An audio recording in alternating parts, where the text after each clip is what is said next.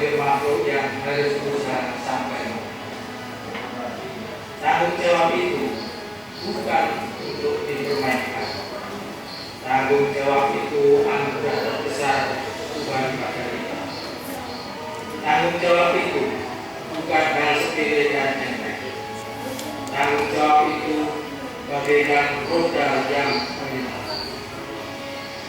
Apapun yang kita perbuat salah atau benar, menyakitkan atau menggembirakan, itu semua perbuatan kita. Sebuah tanggung jawab untuk diselesaikan. Bukan dengan uang, bukan dengan egosia. Tanggung jawab gak akan bisa dengan cara itu. Semua kita, keberanian kita dipertaruhkan hanya untuk mendapatkan tanggung jawab harus dilatih dari kecil. Tanggung jawab butuh pengorbanan. Kapanpun tanggung jawab harus tetap di hidup kita untuk membuat kita menjadi seseorang keras. Kerja keras itu watak nenek moyang. Kerja keras itu sikap para pahlawan. Kerja keras itu modal kesuksesan. Kerja keras itu singkirkan kemalasan. Kerja keras itu perintah Tuhan. Kerja keras itu berantas korupsi sampai sederhana. Sederhana itu bukan berarti tak punya apa-apa. Sederhana itu bukan berarti tak punya apa. Sederhana itu bukan berarti tak punya harga diri. Padahal sederhana itu mudah. Sederhana itu bersahaja. Sederhana itu bahagia. Sederhana adalah sederhana. Tapi mengapa manusia selalu mencari harta, tahta dan wanita? Tapi mengapa manusia bersikap tampak dan serakah? Tapi mengapa manusia selalu mengejar dunia dengan cara korupsi, manipulasi, dan tipu daya? Manusia manusia. Mengapa hidupmu dan mau sederhana? Padahal yang hidup sederhana itu sejahtera. Saudara, keberanian adalah modal untuk melalui perjalanan berat. Semua impian akan ternyata jika berani mengejar impian tersebut. Sesungguhnya kekuatan terbesar mewujudkan impian adalah keberanian untuk memulai. Menjadi pendulu anti korupsi merupakan langkah awal keberanian. Mari berani anti korupsi diawali dari diri sendiri, dari saya, dari Anda, dari kita. Radio bukanlah hanya tentang pernyataan. Radio adalah tentang kebenaran dan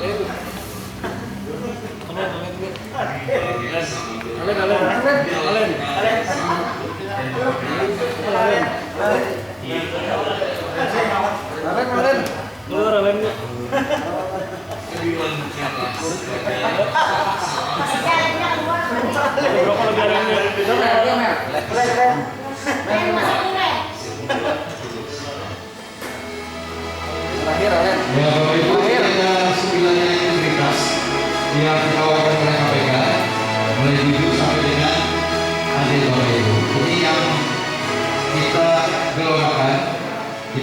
sampaikan pada saat kita kegiatan sosialisasi anti korupsi, paling tidak kita bisa melaksanakan dari 9 nilai integritas ini, mulai dari jujur, tanggung jawab, disiplin, mandiri, kerja keras, sederhana, berani, berhubungan, adil. Bisa dilakukan di lingkungan rumah kita masing-masing, bisa kita lakukan di lingkungan pekerjaan dan kegiatan kita masing-masing. Sekian yang bisa Ulun sampaikan. Sekali lagi terima kasih. Mudah-mudahan ini bisa bermanfaat. Jadi kalau misalnya biar diingat dengan 9 nilai tadi, itu sudah merupakan langkah biar untuk menyelamatkan diri kita, keluarga kita, maupun kawan-kawan yang kita cintai. Tidak ada maksud dan tujuan yang lain. Ulun hanya menyampaikan, mudah-mudahan ini bisa bermanfaat bersama kita semua, kekawanan. Ulun akhiri, wassalamualaikum warahmatullahi wabarakatuh. Balik ke kolam. Balik ke kolam. Terima kasih. Tepuk tangan untuk kita semua. Nanti materi ini nanti bisa di-download nanti. Selanjutnya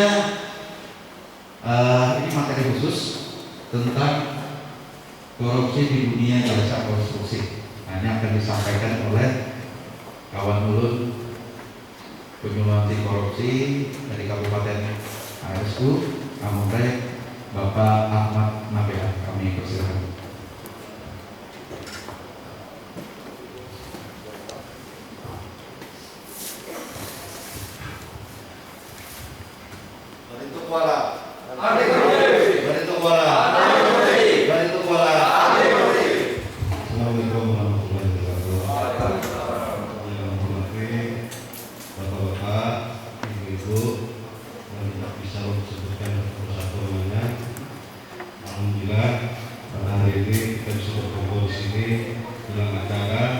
Sosialisasi kampanye anti korupsi Kabupaten Pelituwala 2022. Ulun perkenalkan, nama Ulun Ahmad Adrian, berasal dari Kabupaten Pelituwala Utara.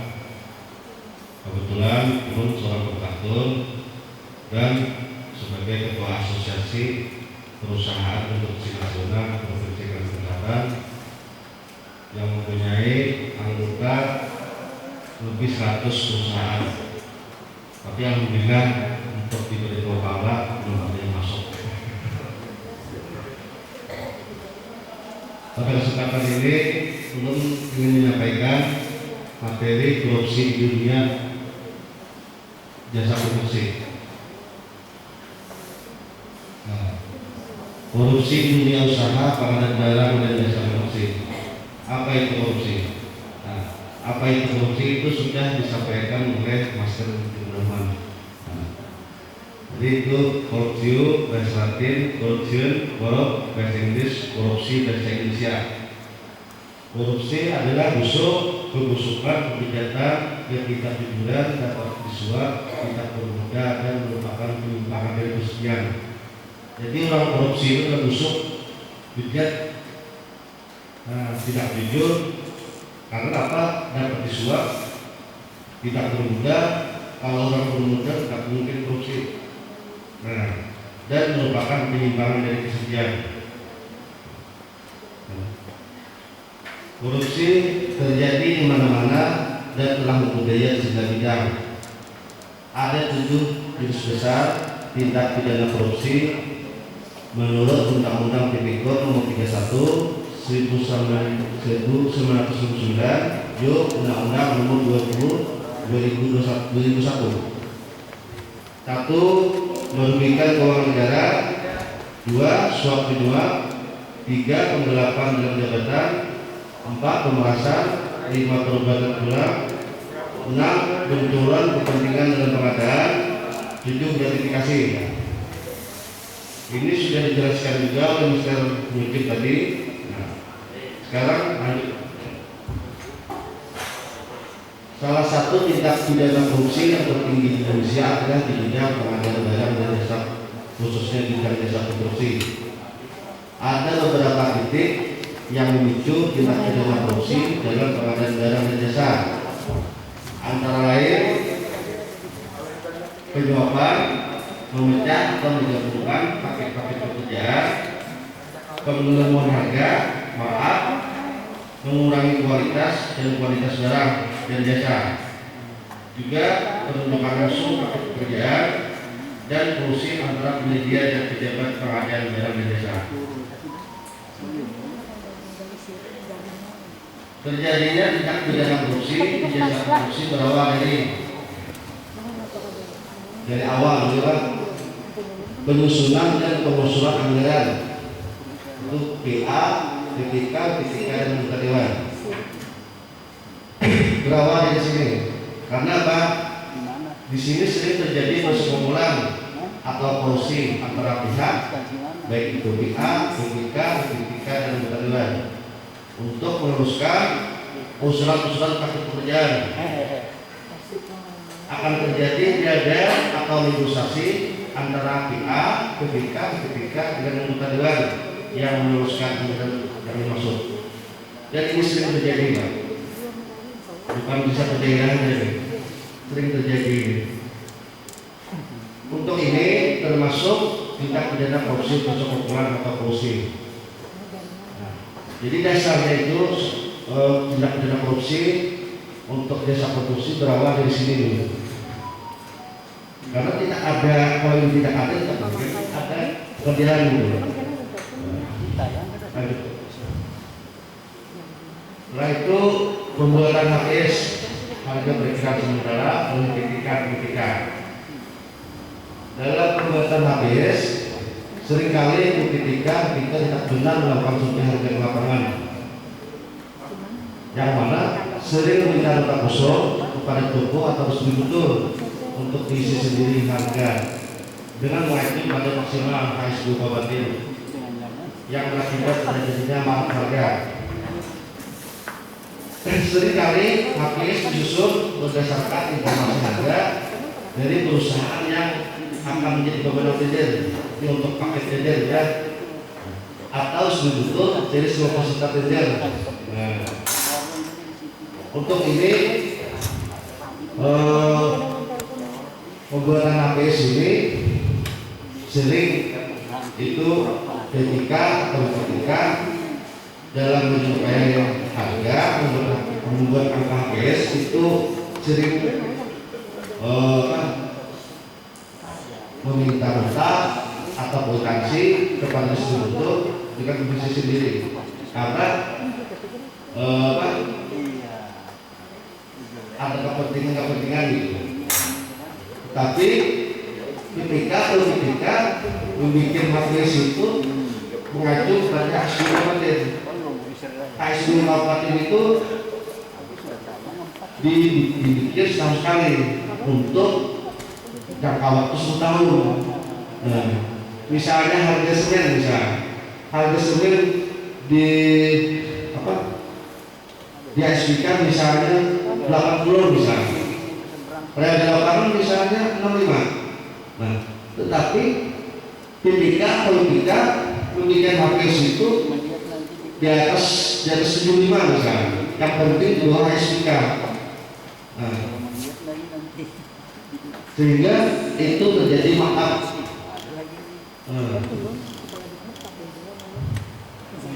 Dan ini termasuk tindak pidana korupsi perbuatan curang.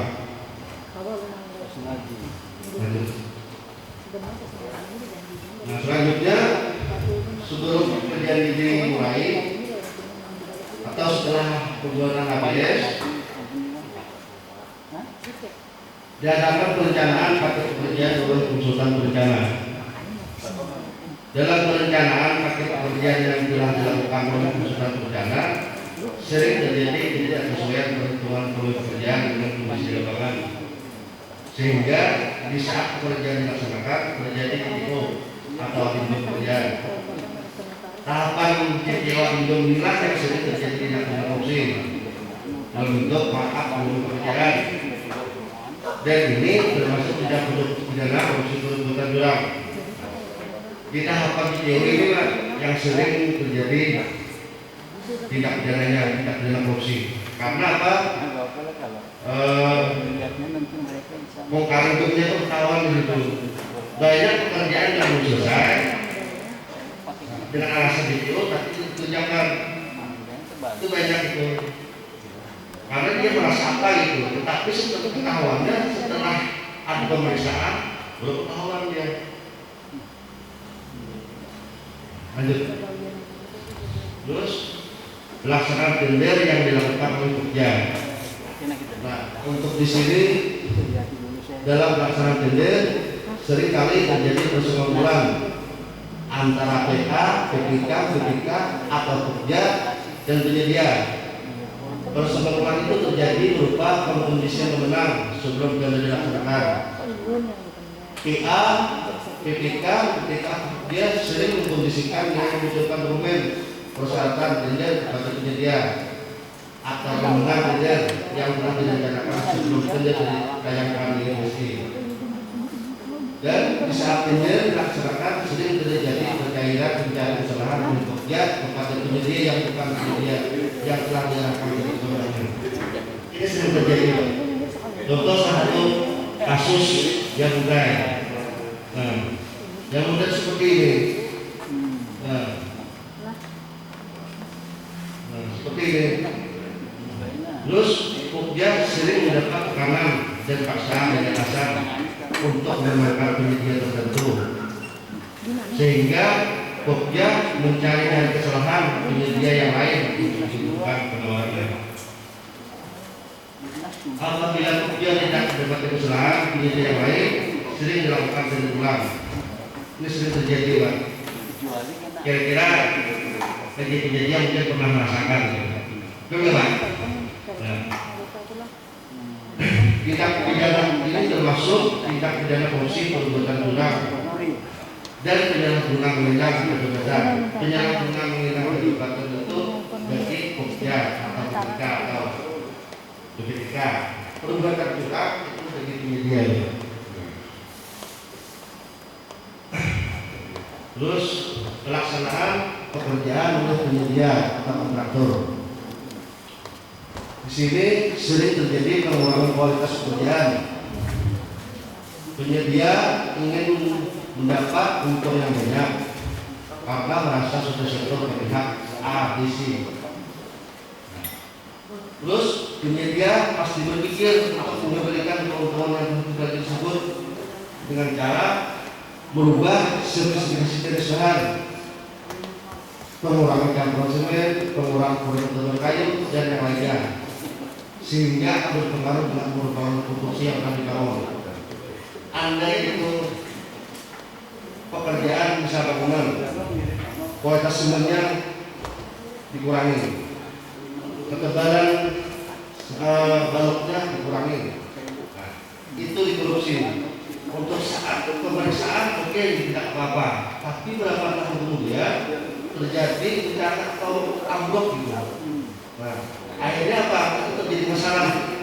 Yang terjadi masalah itu bukan penyedia yang melaksanakan itu aja, habis sampai pekerja-pekerjanya itu nanti diperiksa. Karena kalau sudah diperiksa itu tidak ada lagi kawan, itu pasti masing-masing untuk menyelamatkan diri. Nah, lanjut. Untuk pengawasan pekerjaan oleh konsultan pengawas. Di sini konsultan pengawas sering tidak ke lapangan dalam mengawasi pekerjaan yang telah dilaksanakan, sehingga pekerjaan yang dilaksanakan oleh penyedia sering terjadi ketidaksesuaian pekerjaan dengan pekerjaan di lapangan, dan pada akhirnya terjadi persekongkolan atau kolusi antara penyedia dan konsultan dalam keputusan penyelesaian pekerjaan. Konsultan pengawas biasanya dia mendapatkan pengawasan bukan satu paket aja, pasti beberapa paket. Nah, kalau dia pengawasan itu berbarengan, otomatis dia pencet. Nah, di situ kesempatan penyedia atau bank untuk mencari keuntungan dengan cara tampang semen dikurangi, besi guntingan dikurangi, gitu. Akhirnya begitu pekerjaan sudah yang selesai, konsultan mengganggu dengan penyedia. Itu sering terjadi itu Pak. Nah, dan ini termasuk persekongkolan perbuatan curang. Nah, itu sering terjadi. Terus pemeriksaan akhir oleh tim WHO atau WHO. Setelah pekerjaan selesai dilaksanakan, sering terjadi tim WHO atau WHO tidak turun ke lapangan untuk memeriksa hasil pekerjaan dengan hanya menerima laporan dari konsultan pengawas, sehingga penandatanganan berita acara hasil pemeriksaan pekerjaan terkesan menjadi kertas saja. Dan ini sering Pak terjadi Pak, bukan satu daerah aja, karena apa? Di satu sisi mungkin ketikanya lebih sibuk, ya. Di sisi lain penyedia mencari cara, karena semisal ada kekurangan bangunan yang kerjaannya itu, mencari cara supaya tipikan tim ini tidak bisa ke lapangan, atau akhir tahun gitu Pak, sehingga banyak tahu pada tangan aja, ke lapangannya tidak memeriksa itu.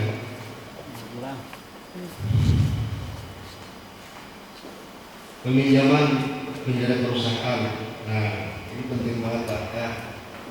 Penting banget ya.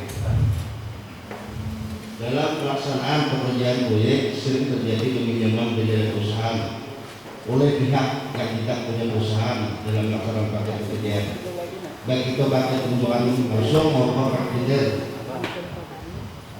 Saat ini dengan berlakunya Undang-Undang Cipta Kerja PP 14 tahun 2021 tentang jasa produksi dan SK nomor 17 dan PUPR 21 serta surat edaran Kementerian nomor 17 dan sebagai SK surat Kementerian 2021. Saat ini banyak penyedia perusahaan yang tidak bisa ikut pelaksanaan proyek,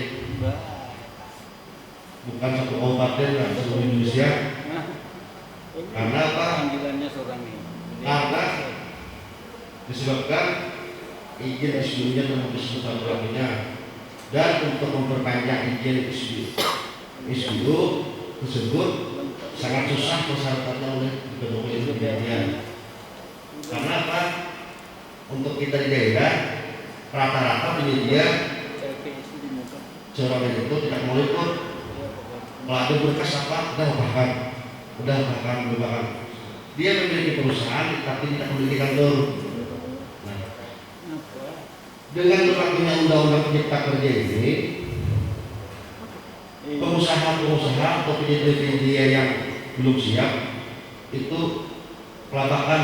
Nah, pada akhirnya perusahaan mereka yang habis masa berlakunya mau memperpanjang tidak bisa karena terkendala aturan.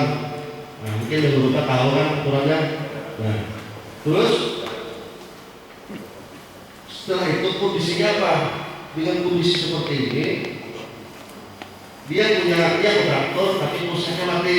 Nah, di sisi lain dia ingin kerja, perusahaannya mana? Otomatis kan mesti minjam Pak. Enggak? Nah, minjam. Kalau minjam perusahaan, meminjam perusahaan itu tidak dibenarkan. Karena apa? Dalam paket pekerjaan, konsultan berencana sudah menghitung berapa profit untuk penyediaan. Enggak gitu. Nah, benar kan? Untuk paket PR kan? Nah, kita bicara paket PR dulu. Paket PR 100 juta. Konsultan berencana sudah menghitung profitnya bisa untuk 7,5% bisa. Tapi si A dia pinjam perusahaan dia nggak ada kan? Pasti kita bayar lebih. Nah, akhirnya apa? Dari keuntungan profit yang lagi dihitung oleh perencana konsultan berencana itu berkurang keuntungan yang oleh yang meminjam ini. Terus si peminjam ini pasti berpikir gimana caranya mengembalikan keuntungan yang berbagi dengan yang punya perusahaan. Itu rata-rata Pak gitu. Tapi yang membakar bukan menyebut orang, rata-rata itu terjadi. Akhirnya apa? Kualitas pekerjaan dikurangi. Oke lah, di saat waktu itu tidak apa-apa, tapi setahun 2 tahun begitu ada terjadi masalah dengan pekerjaan yang dilaksanakan itu, pada pengurangan kualitas dan kualitas pekerjaan. Yang bermasalah itu direktur, pemimpin perusahaan. Nah, terus naik lagi pendidikan kerja-kerja pengadaan. Jadi tahun kemarin, tahun 2021 awal, ada anggota UNUR yang baik, perusahaannya khusus direndahkan gitu Pak, khusus direndahkan. Begitu ada pihak yang minjam, pekerjaan itu dilaksanakan, ternyata pekerjaan itu tidak sesuai spek. Nah, akhirnya apa? Dapat ada yang melaporkan ke APH, diproses, ketangkap, jadi tersangka. Nah, terus yang minjam itu nggak bakal bertanggung jawab karena secara legalitas dia tidak ada tergantung yang notaris. Nah, biarpun misal dari peminjam ke notaris, kuasa apa itu? Apa? Nah, kuasa direktur, tapi legalitasnya tetap direktur yang bertanggung jawab karena direktur yang mengelola perusahaan itu. Jadi kalau masalah sudah terhukum, itu tetap direktur yang bertanggung jawab. Tidak bisa, saya tidak tahu kan yang bisa itu kan. Jadi hati-hati. Kalau seandainya juga perusahaan depan pakai yang lain, Bapak harus turun ke lapangan, cek lapangan. Karena dia bergerak pun Bapak pasti yang bertanggung jawab. Pihak APH tidak mau langsung memanggil yang meminjam, pasti dia dipanggil.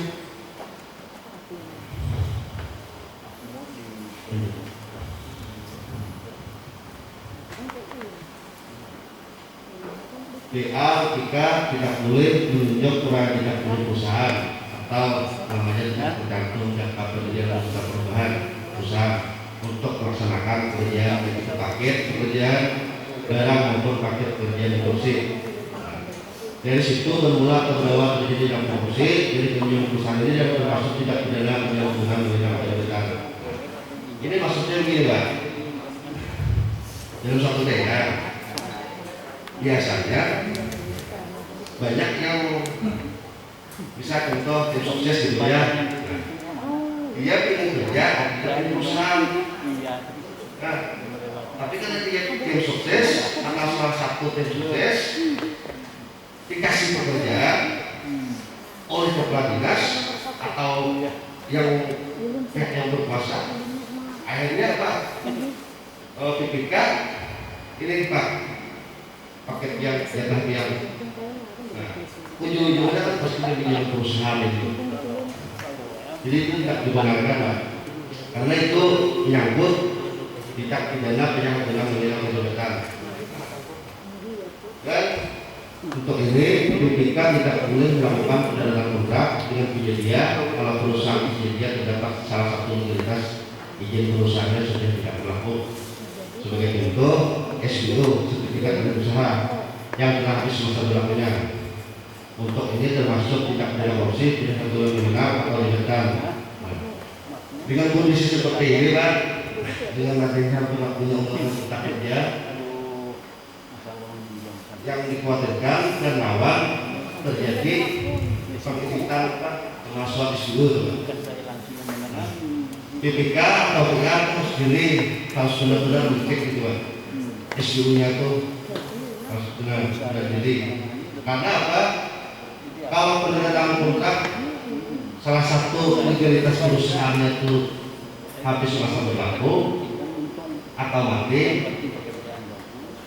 itu termasuk tindak pidana korupsi. Untuk perjakannya, penyedia akan mengembalikan nilai sesuai kontrak yang ditandatangani. Karena apa? Secara hukumnya penandatangan kontrak itu tidak sah, legalitasnya mati. Jadi hati-hati bayar.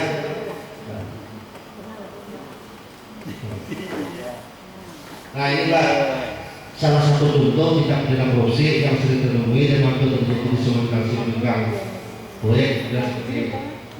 Dan termasuk tindak pidana korupsi pungli. Nah, ini Pak, saya ada pertemuan ini di salah satu daerah dan saya sendiri yang ini. Nah, saya sendiri ini. Kalau seandainya saya sendiri sudah saya tangkap. Cuman saya ini kami sifatnya memberikan arahan, penyuluhan, pembinaan. Nah, ini salah satu orientasi di daerah Kusungai. Nah, betul sih. Dan saya sendiri banyak mengerjakan ini. Kebetulan orang itu tidak tahu dengan saya, karena saya baru masuk ke daerah kabupaten lain ya. Nah, itu susah kerja, kasih ini.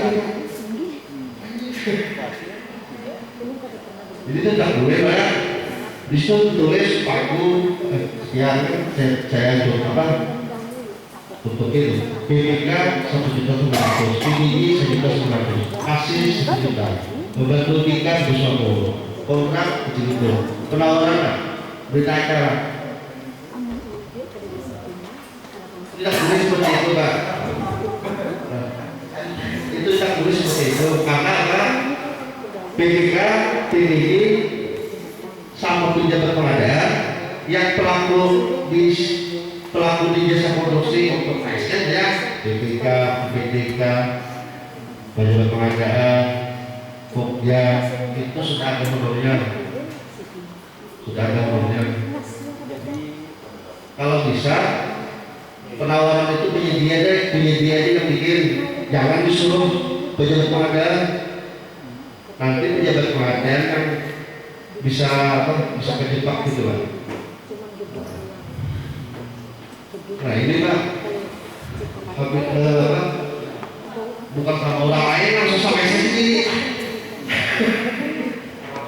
Akhirnya begitu saya buka siapa kita dulu, kita tegur OKPD-nya, Pak, kalau dinas PO ini tegur sampaikan bahwa ini tidak boleh.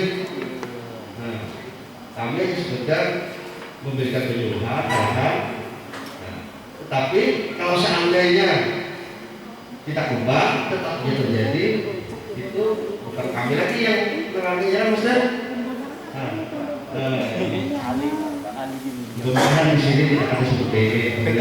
Kalau yakin di sini. Ada Bang Bima sakit kepala, sakit kepala. Ayo, turun. Nah, mudah-mudahan di sini harus turun. Direktur dari kepala, iya paksa harus turun. Harus turun. Lain. Salah satu cara mencegah atau menjadi terjadinya tindak pidana korupsi di pengadilan desa korupsi adalah kembali pada diri sendiri. Jangan mau jadi pelaku dan korban. Jangan mau jadi pelaku dan korban. Jadi kita pertama dulu untuk menghindari terjadinya tindak pidana korupsi, diri kita sendiri dulu.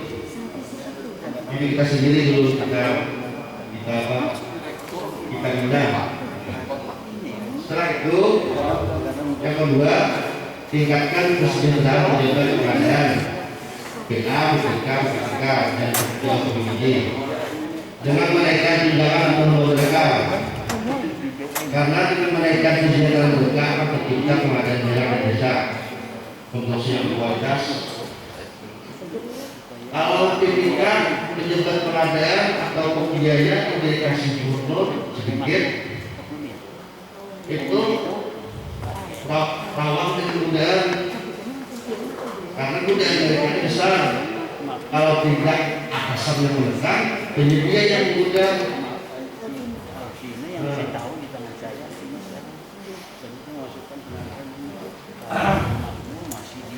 Dan tanggung jawab mereka yang besar karena kunci keberhasilan pembangunan di daerah tergantung mereka ini.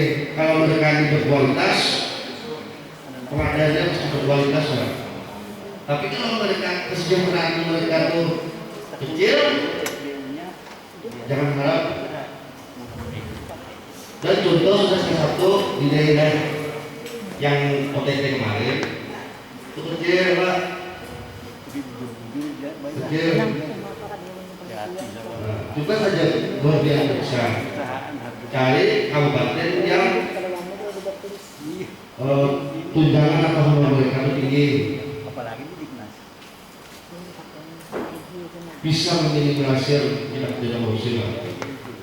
Kalau kita memberantas seperti kita bisa sampai kapan tidak mungkin, sampai kiamat pun pasti ada korupsi. Cuma kita paling tidak mengurangi atau meminimalisir gitu. Dengan cara ya itu tadi salah satunya. Kepala dinas usulkan aja di situ Pak, diganti loh, diganti lah. Nah, usulkan di situ, terus masukkan ke Pak ke anggota dewan komisi 3 itu. Usulkan kira-kira kalau menambah anggaran untuk bisa bayar 1 miliar daripada paket beberapa yang banyak itu dikorupsi berapa miliar, mana maunya lebih baik menambah menaikkan usulan menambah honor ya Pak. Di sini berapa Pak? Berapa di sini Pak? Hah? Berapa? Di sini berapa?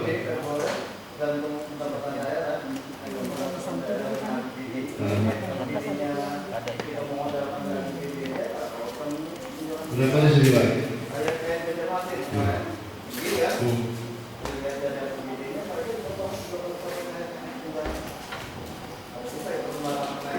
Ya tadi kan diusulkan, nah usulkan ke dewan, nanti kan didapatkan di situ. Udah dia Pak. Tapi yang jelas saya kalau ini gimana, kalau itu tuh rendah Pak, itu lawan. Dan buktikan aja, kan cek aja itu lawan itu.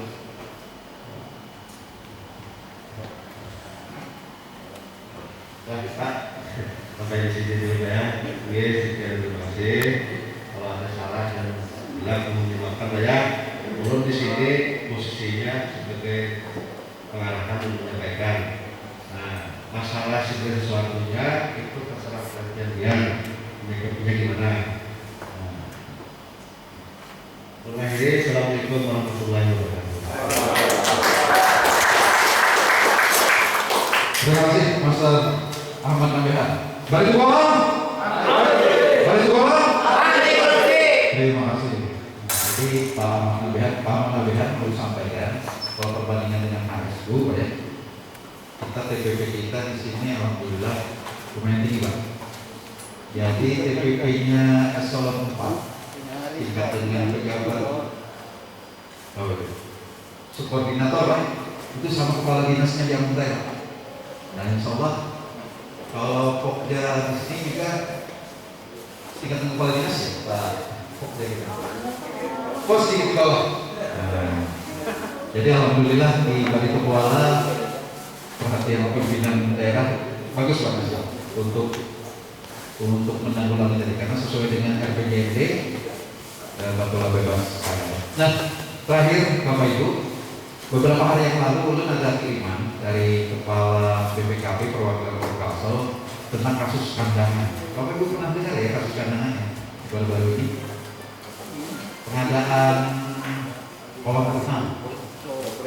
Nah, pengadaan kolam renang itu di kejadian